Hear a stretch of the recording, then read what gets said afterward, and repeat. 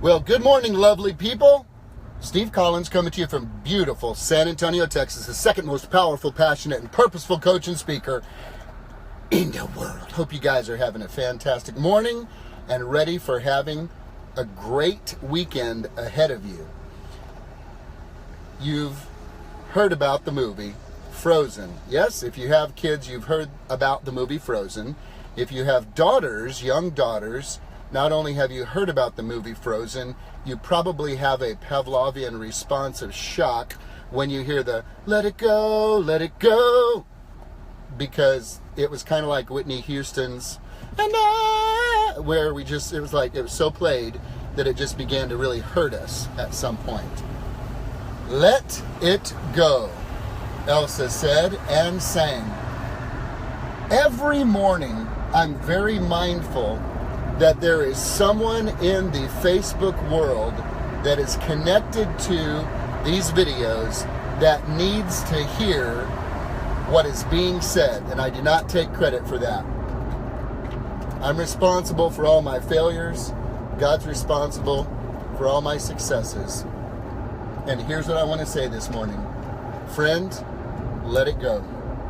Let it go. And what am I talking about this morning? I'm not talking about your dreams. I'm not talking about your goals. I'm not talking about the things that you intend to pursue. What I'm talking about is the dead weight, the shackles and the chains of the excuses that have come from the stories that you are telling yourself about broken relationships, broken promises, broken dreams, broken goals, broken hopes.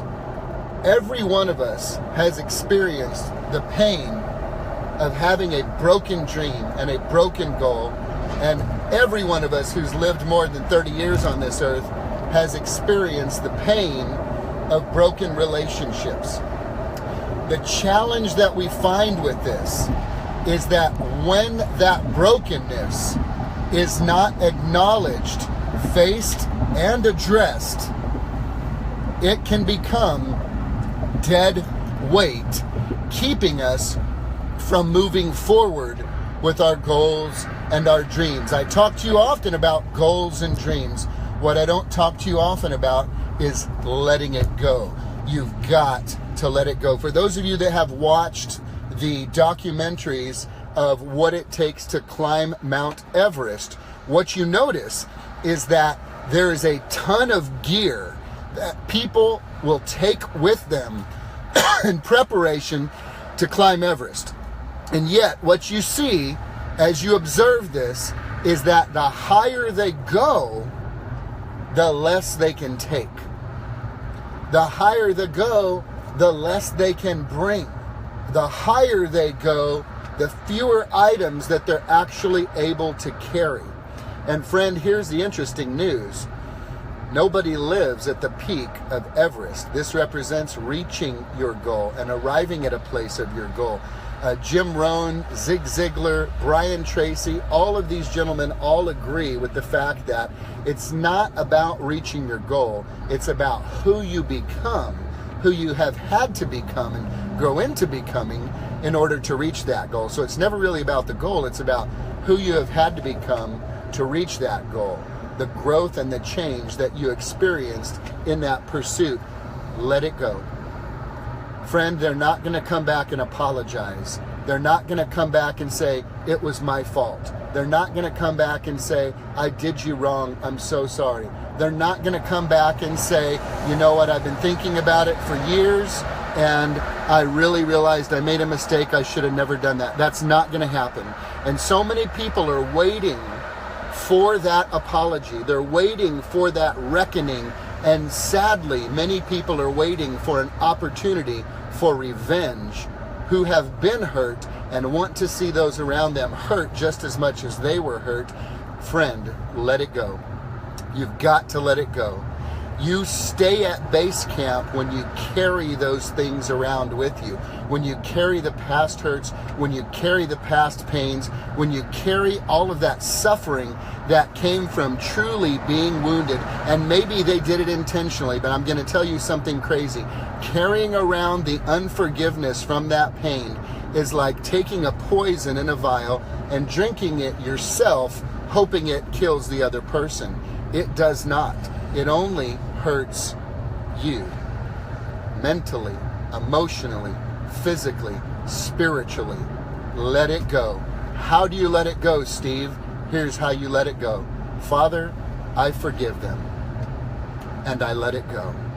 Give me the grace to continually say that over and over and over again, because forgiveness does not mean I'm now okay with what they did. Forgiveness does not mean I no longer feel the pain. Forgiveness does not mean we're cool. Forgiveness does not mean I'm ready to reconnect with you. Forgiveness does not mean I'm okay, I feel better. No, forgiveness is an act of the will. It is a decision that you make to release and let go of the poison inside of you that is hurting nobody but you. It is not saying you are okay with them, you are good with them, things are okay with us, we're going to be okay, I'm fine, I feel good, I don't feel bad about it anymore. No, no, no, friend.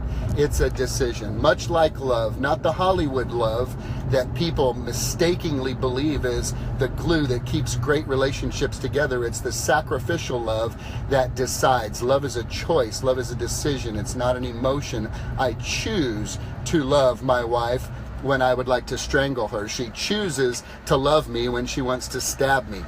These are the realities of maturity. Maturity means we make sacrificial decisions because we don't want to make a really stupid permanent decision during a temporary frustration. So let it go, friend. Let it go. You can't take these things up with you. The higher you climb, you can't take them up with you.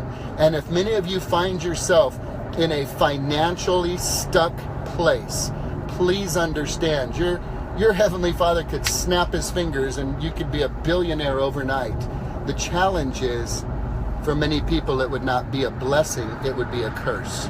For many people, it would mean now I can divorce him. Now I can walk away.